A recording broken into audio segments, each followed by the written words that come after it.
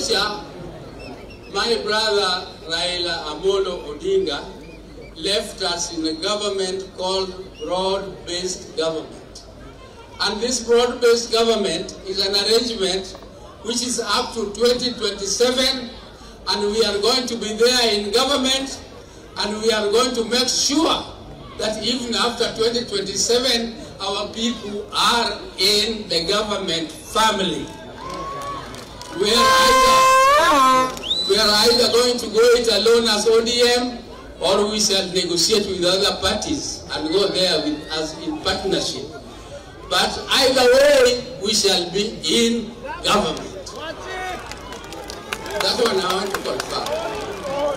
Those people who are saying that ODM must be in the opposition, I don't know any party in the world which is formed to be in the opposition.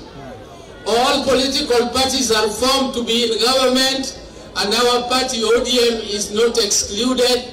We are formed to be in government, and we shall fight and make sure we are in government.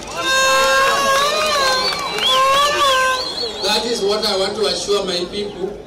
Jodalawa magokende egima ya biro nekani munda washinu biro mnami assurance motegno kendo adwani mondo utienteli plario gabriel unjo machua uweni mon thuolo kiko ber kodgi machiegni.